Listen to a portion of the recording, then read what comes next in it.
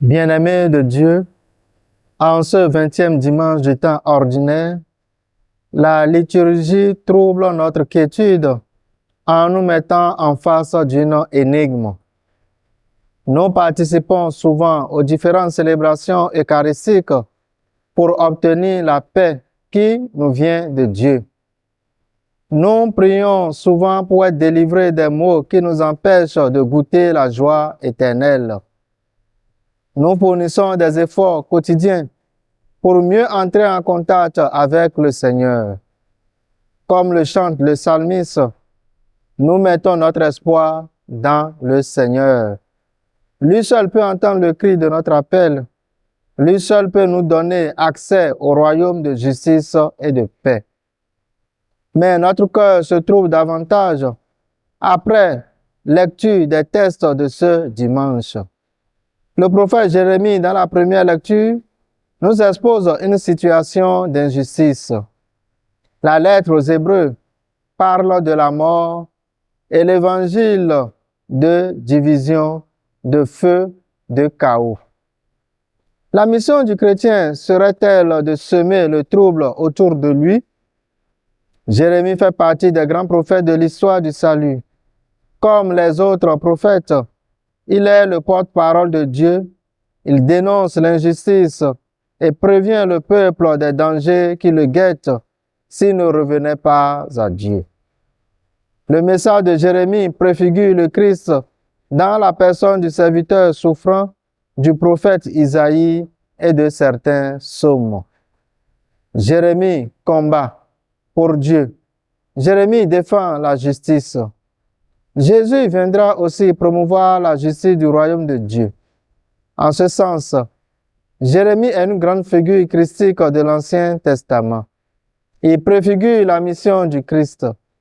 Jérémie est signe de ce combat au cœur de l'alliance entre Dieu qui mène à la vie et les hommes qui préfigurent toujours la mort. Il est celui qui personnifie dans sa chair et dans sa vie le paradoxe du prophète. Jérémie prépare le chemin pour la venue du Sauveur. Il nous prépare à subir la douleur de l'enfantement de la justice et de la paix. Le chrétien a pour mission de souffrir pour faire naître un monde de joie et de réconciliation, car il est prophète des temps nouveaux. Par le baptême, nous sommes prophètes, prêtres et rois, donc des combattants pour la cause de Dieu. La mission du baptisé est de se rappeler qu'il doit toujours revenir à la conversion, éveiller les consciences et être un modèle pour l'humanité. En Christ, il nous faut mourir au péché pour accéder à la vie et à la liberté des enfants de Dieu.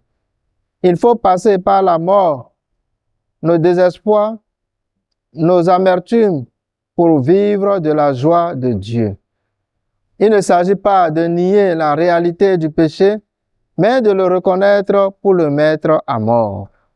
Ce combat entre la vie et la mort, annoncé par les prophètes, est réalisé en Jésus-Christ, qui est le chemin, la vérité et la vie.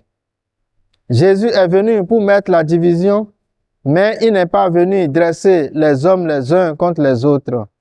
Sa parole fait apparaître la division, mais elle ne la crée pas. Si les divisions peuvent apparaître au cœur de nos familles, c'est probablement parce qu'elles existent d'abord dans l'intimité de notre être. Les divisions et les persécutions sont le signe de nos résistances à la parole. Elles sont le signe de l'orgueil qui nous pousse à essayer de vivre par nous-mêmes, loin de la source de toute vie. Jésus nous fait aujourd'hui la confidence d'un désir profond qui habite son cœur. Je suis venu apporter un feu sur la terre, et comme je voudrais qu'il soit déjà allumé. Le Christ vient purifier l'humanité par le don de l'Esprit de Dieu. Il est venu offrir la vie en surabondance. Pour accéder à la vie, renaître de l'Esprit Saint, il nous faut passer au feu tout ce qui est pulsion de mort. Il nous faut séparer, diviser ce qui est juste de ce qui est injuste, ce qui est essentiel de ce qui est accessoire. Il faut séparer le bon grain de l'ivraie. Mais le combat principal ne se situe pas d'abord au cœur de la famille, mais dans le cœur de chaque membre de la famille. C'est d'abord en nous qu'il faut réaliser ce combat et allumer ce feu. Les relations familiales seront alors le premier signe que le royaume est réalisé dans nos cœurs. Quant au cœur des familles, les divisions disparaîtront quand nous serons capables de vivre en frères et sœurs dans la paix du Christ. Alors le feu purificateur aura rempli son office. La famille est une église domestique, fondement de toute communauté chrétienne. Elle est le socle d'expérimentation de toute vie chrétienne durable.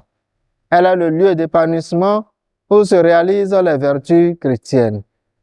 La justice et la paix ne peuvent s'enraciner dans les communautés chrétiennes que si elles se vivent dans le cœur de chaque composante. Nous avons donc encore du chemin à parcourir ensemble en cette année du jubilé de l'espérance. Je suis pauvre et malheureux, mais le Seigneur pense à moi. Tu es mon secours, mon libérateur. Mon Dieu ne tarde pas. D'un grand espoir, j'espérais le Seigneur. Il s'est penché vers moi pour entendre mon cri.